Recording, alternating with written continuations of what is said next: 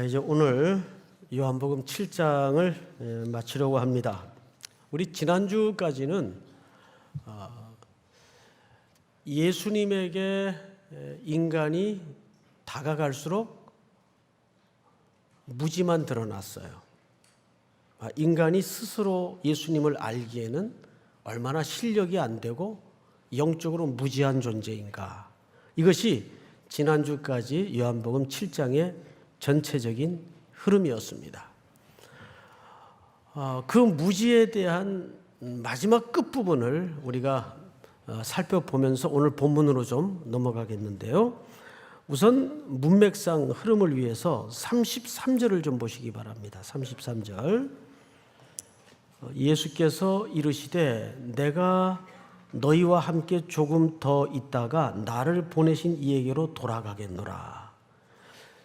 예수님께서 조금만 너희들하고 같이 있다가 이제 머지않아 나는 사실 나 있는 곳 아버지께로 돌아갈 것이라는 얘기를 하신 거예요. 그런데 여기에 대한 청중들의 반응은 뜻밖이었습니다.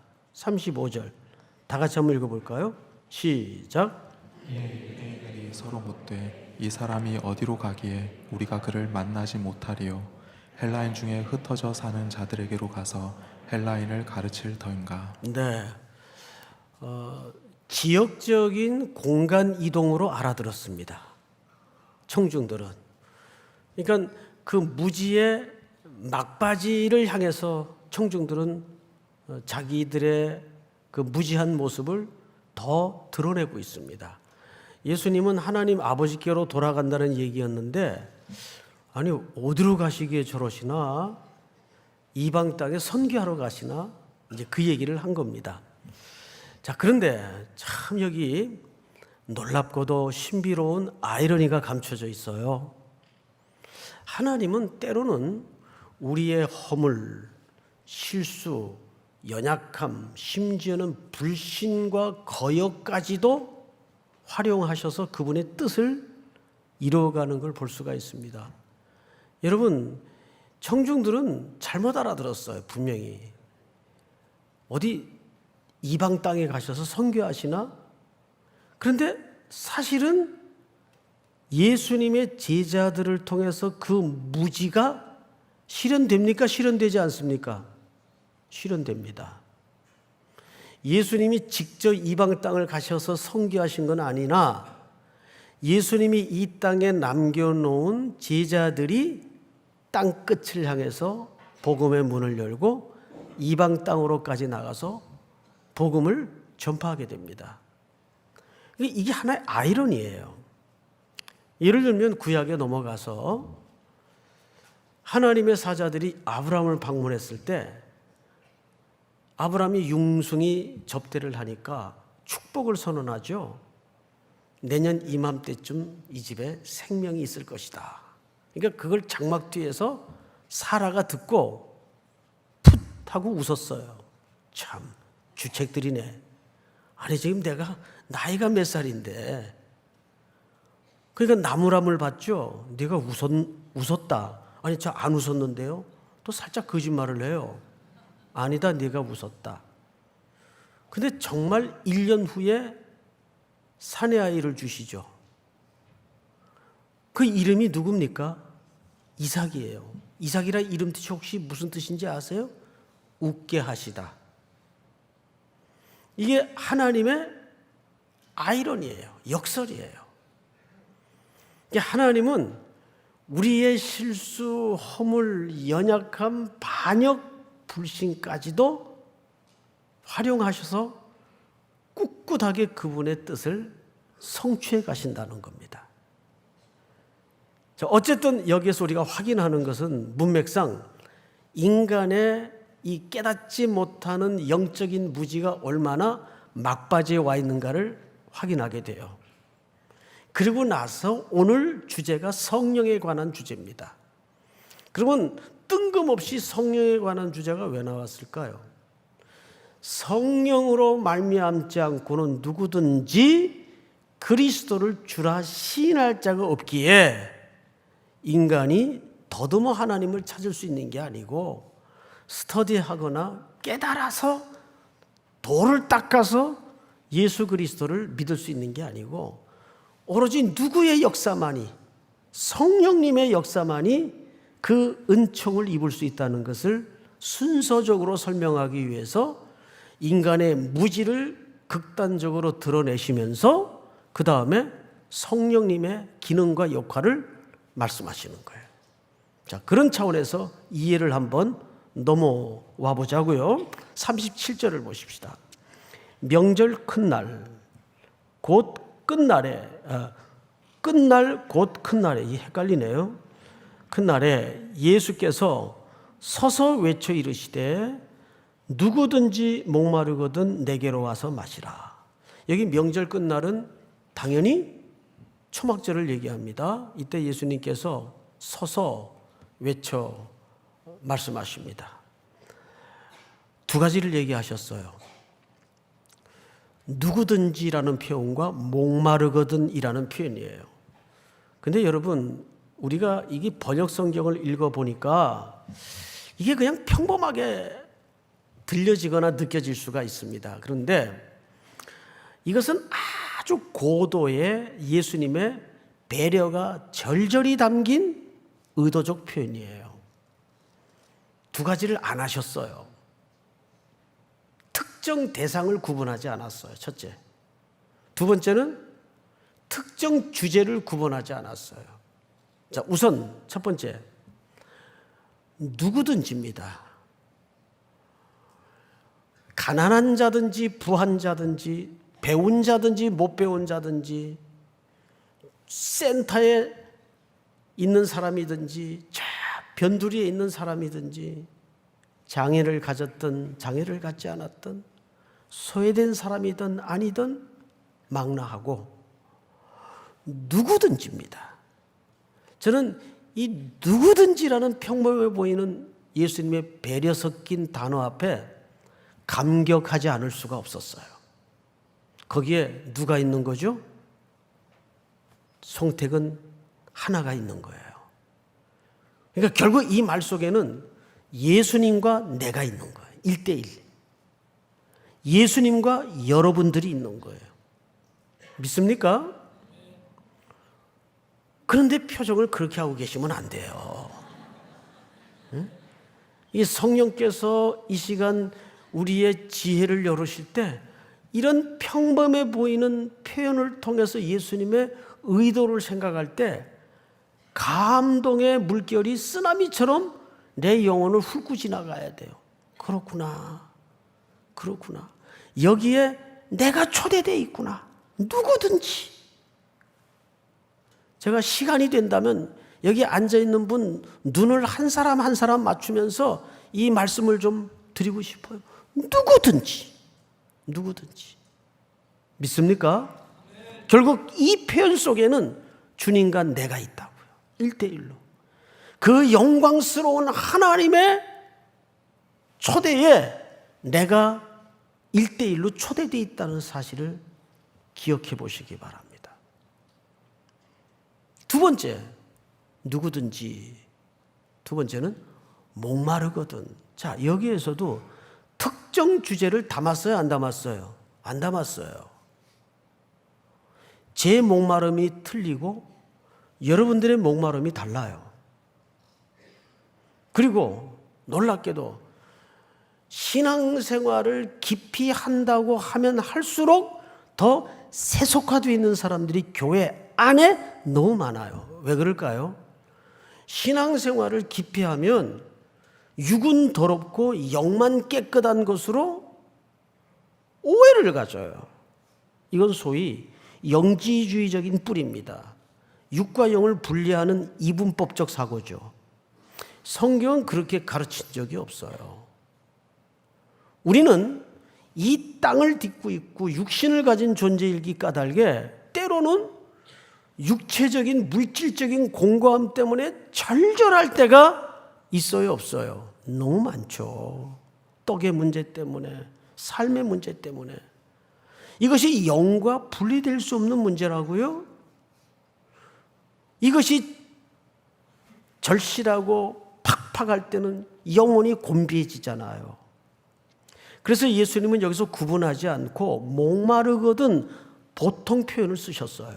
그럼 이 속에는 너의 고민, 나의 고민이 구분되지 않고 영과 육의 목마름이 구분됐다는 얘기입니까? 안 됐다는 얘기입니까? 구분 안 됐다는 얘기예요. 무엇이든지 목이 마르거든. 예수님은 어떤 인생의 주제라도 해답을 갖고 있는 분이시기에 누구든지 목마르거든 내게로 와서 마시라. 내게로 와서 마시라는 말 속에는 무슨 의미가 감춰져 있나요? 결국 그분에게 모든 대답이 있다는 이야기입니다.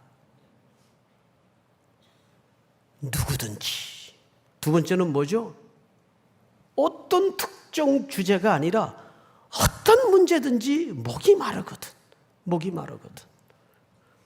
이 광범위한 초대 속에 내가 있고 내 삶의 문제가 초대될 수 있다는 감격이 이 부름 앞에 있는 거죠. 내게로 와서 마시라. 여러분, 그 다음에 본문을 좀 보십시다. 38절.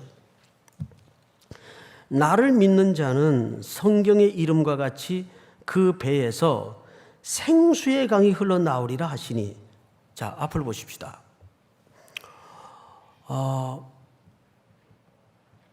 여기서 그 배는 믿는 자들의 배입니까? 예수님의 배입니까? 그 대답을 머뭇거릴 줄 알았어요.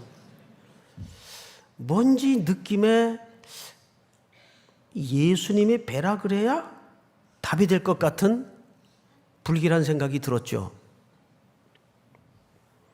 여기서 그 배는 믿는 자의 배입니다.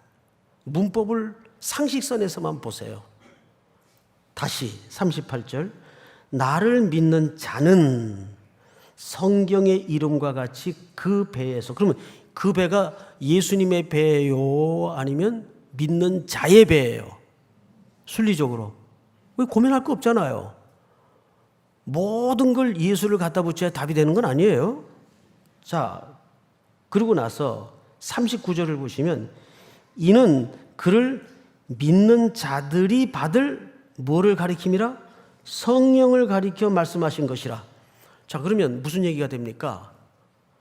나를 믿는 자는, 여기서 나는 당연히 예수님이에요. 나를 믿는 자는이라는 이 용법은 요한복음에 40회 이상 등장할 정도로 중요한 주제가 됩니다. 그런데 나를 믿는 자는 그 배에서 뭐가 흘러나온대요? 생수의 강이 흘러나온대요. 그럼 그게 더더욱 좀 흠칫 말이 안 될 것 같아요. 나같이 누더기 같은 인생 속에 무슨 뭐가 나올 게 있다고? 내게서 생수의 강이, 더구나 그 생수의 강은 여기서 뭘 표현했죠? 성령을 가르쳐 말씀하신 것이래요. 그러면 논리적으로는, 이 어법의 논리적으로 무슨 얘기가 되냐면 내 배에서 성령이 흘러나온다는 거예요. 그런데 여기서 배가 코이리아라는 헬라 말을 써서 코이리아 안 외워지면 그냥 코리아로 부르세요. 그냥 코이리아. 그런데 이 코이리아와 동의어가 뭐냐면 카르디아라는 말을 써요. 이 카르디아는 심령, 마음입니다. 그러니까 여기서 말하는 것은 그 배라는 것은 심령을 얘기하는 거예요. 그러면 심령에서 뭐가 흘러나온다는 거예요? 생수의 강이. 근데 그 생수의 강은 뭘 가르쳐요? 성령을 가리키는 거예요. 그러면 우리가 이 순리적으로는 그 말이 되는데 언뜻 동의가 돼야 안 돼요. 동의가 잘 안 돼요. 어떻게 나같이 흠 많은 존재로부터 감히 성령이 흘러나올까? 자, 그래서 이 부분을 조금 정확하게 이해하고 오늘 내용으로 들어갈 필요가 있는데 에스겔서 47장을 좀 띄워주세요. 몇 절 읽다가 좀 건너뛰겠습니다. 시간 관계상 12절까지 읽어야 되니까. 그가 나를 데리고, 에스겔 선지자겠죠? 성전 문에 이르게 됩니다. 성전 문에 이르시니 성전의 앞면이 동쪽을 향하였는데 그 문지방 밑에서 뭐가 나와요? 물이 나와요. 물이 흘러나와요. 그리고 동쪽으로 흐르다가 성전 오른쪽 제단 또 남쪽으로 흘러가요. 이게 나중에 또 북쪽으로 흘러가요. 계속 천지사방으로 이 물이 문지방에서부터 나와서 흘러갑니다. 그러면 구약의 모든 성전은 누구의 모형입니까? 참 성전이신 예수 그리스도의 모형이에요.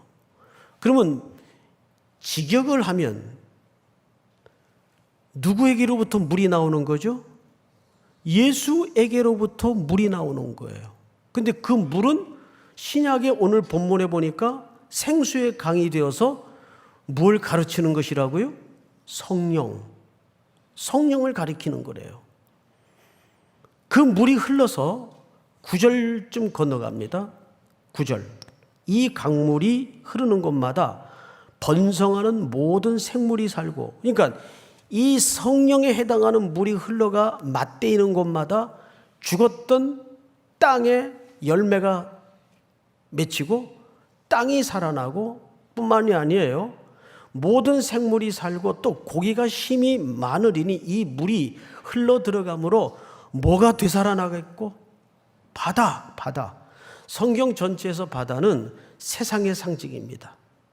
계시록에 보면 바다에서 오만 더럽고 악한 것들이 다 일어나요. 그것은 세상을 상징하기 때문에 그래요. 폭풍우를 비교할 때 바다에서 일어나죠. 그 세상의 상태를 얘기합니다. 그런데 그 바닷물이 되살아난대요. 뭐가 되어질 때? 성전에서부터 흘러나오는 물이 바닷물을 되살립니다. 세상을 되살리는 거예요. 그리고 이 강이 흐르는 각처의 모든 것이 살 것이며, 다음 절. 또 이 강가에 어부가 설 것이니 엔게디에서부터 에네글라임까지 금을 치는 곳이 될 것이라. 그 고기가 각기 종류를 따라 큰 바다에 고기같이 힘이 많으려니와 모든 어종들이 다 살아나요. 그 다음에 마지막 12절로 건너뜁니다. 12절. 다 같이 시작. 강 좌우가에는 각종 먹을 과실나무가 자라서 그 잎이 시들지 아니하며 열매가 끊이지 아니하고 달마다 새 열매를 맺으리니 그 물이 성소를 통하여 나옴이라. 그 열매는 먹을 만하고 그 잎사귀는 약 재료가 되리라. 그 물이 어디를 통하여 나오죠? 성소. 성소는 성전의 가장 핵심 위치에 있습니다. 예수 그리스도를 핵심적으로 상징하는 곳이 성소예요. 그 성소로부터 물이 흘러나와요. 그리고 강이 되어서, 생수의 강이 되어서 되어지는 곳마다 다 회복과 치유와 소성함과 역사가 일어납니다. 그 잎사귀는 약 재료가 되리라. 여러분, 예수님께서 십자가에 고난을 받고 죽으신 다음에 부활하셔서 아직도 여전히 두려워 떨고 어느 한 집에 모여있던 제자들에게 나타나셔서 숨을 내쉬며 가라사대 뭘 받으라? 성령을 받으라 그랬어요. 성경에는 하나님이 숨 쉬는 장면이 딱 두 군데 나옵니다. 처음에 창세기에 보면 아담을 흙으로 빚었어요. 아주 흙덩어리예요. 근데 그 코에다가 생기를 불어넣으십니다. 이게 첫 번째 하나님이 숨 쉬는 장면이에요. 그러자 그가 뭐가 됐어요? 산 영이 되는 거예요. 온전한 사람이 됐어요. 이게 첫 번째 창조예요. 그런데 이 아담은 죄가 들어오고 교만에 빠져서 실패하고 맙니다. 그래서 이 아담의 형상을 가진 죄인의 몸을 입고 예수님이 둘째 아담으로 오신 거예요. 그래서 우리의 첫사람의 육의 모든 죄를 대신해서 십자가에 죽으시고 부활하신 다음에 이 슬픔에 빠진 땅의 인간들에게 재창조를 위해서 제자들에게, 그런데 그 제자들은 나중에 무슨 공동체가 되죠? 교회 공동체가 됩니다. 숨을 내쉬며 가라사대 성령을 받으라. 이건 뭐죠? 재창조의 역사예요. 그러니까 성령님은 그 출처가 누구로부터 나오는 겁니까? 예수님이 보내시는 거예요. 자, 그 예수님에게로부터 나온 성령님이 지금 누구의 마음속에 부어졌습니까? 우리 각자의 마음속에 부어진 겁니다. 그래서 우리에게는 지금 누가 내주하고 계시죠? 성령님이 내주하고 계세요. 나는 내 삶을 보면 내주 안 한 것 같은데?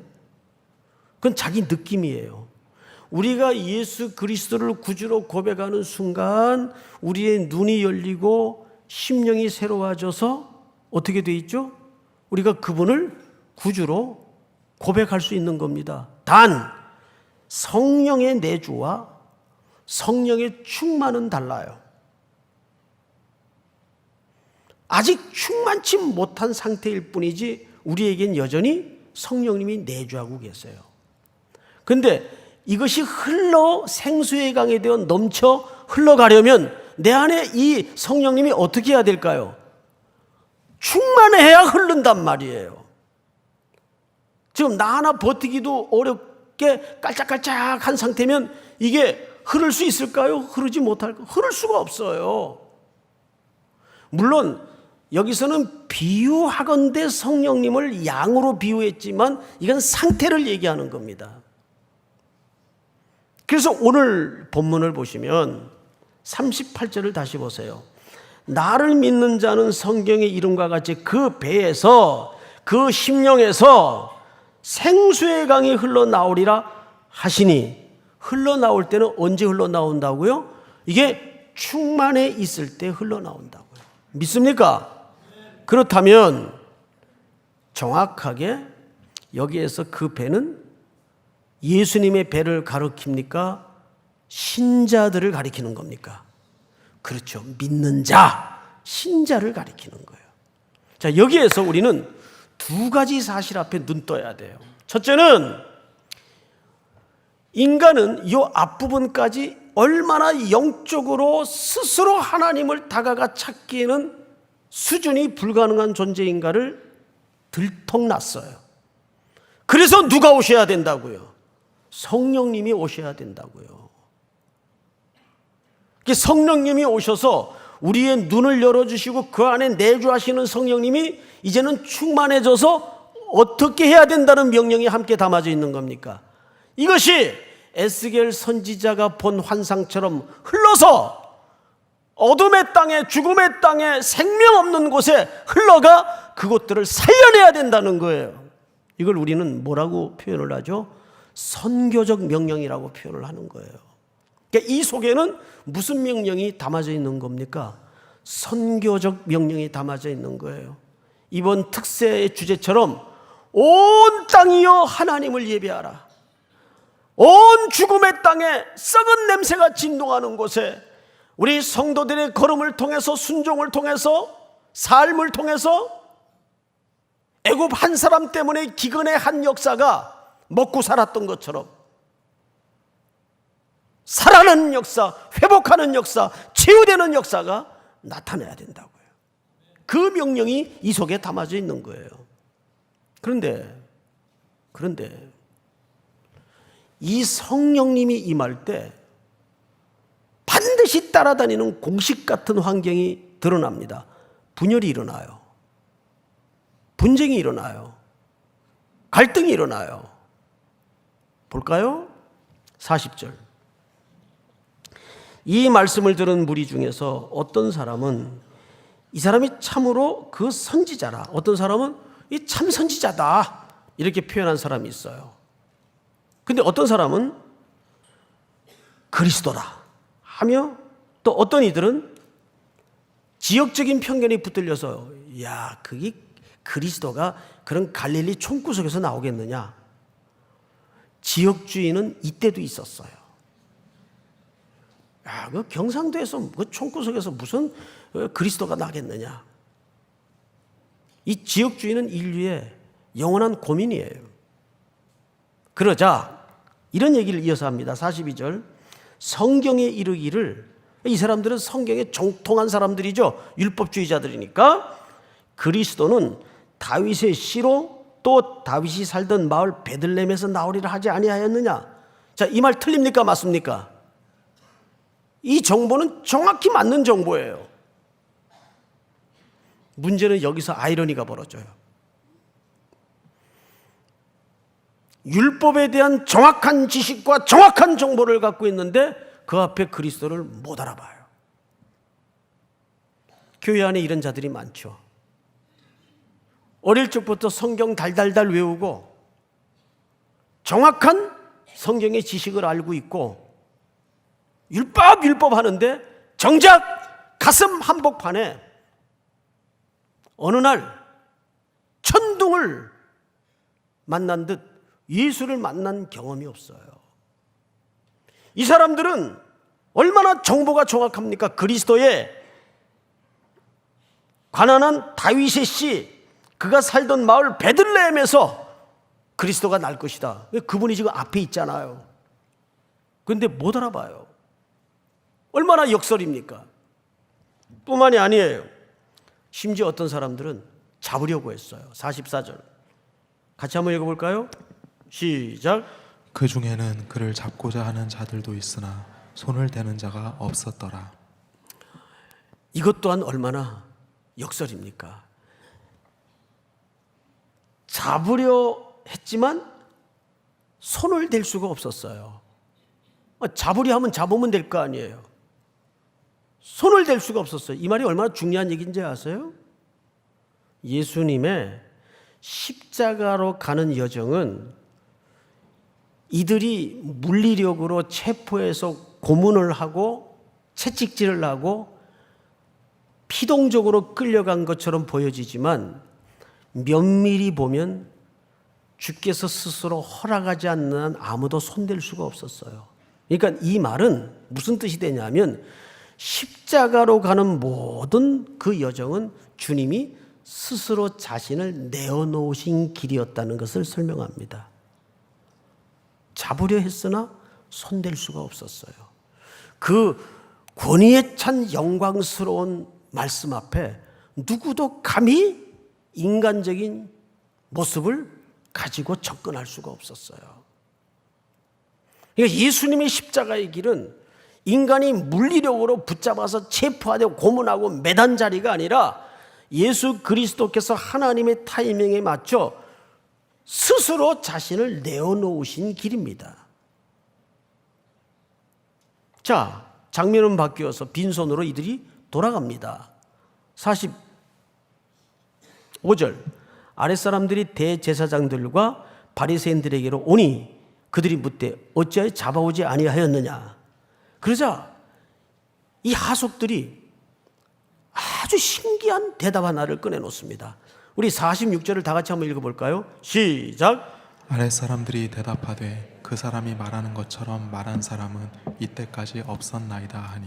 자, 여러분 앞을 보세요. 이건 무슨 얘기입니까? 잡으러 보냈더니 잡혀가지고 왔어요. 뭐에 잡혀가지고 온 겁니까? 하나님의 권위 있는 말씀에 붙들려 왔어요. 이 하속들이 목숨 걸고 지금 하는 얘기입니다. 어르신들, 우리는 잡을 수가 없었습니다. 지금까지 그런 영광스러운 권위에 찬 말씀을 들어본 적이 없습니다. 잡으러 보냈더니 잡혀갖고 온 거예요. 자, 여러분, 이건 뭘 우리에게 설명하고 싶은 거죠? 결국 성령의 임재를 통해서만이 우리는 그 무지를 열 수 있고 예수 그리스도를 만날 수가 있다는 이야기입니다.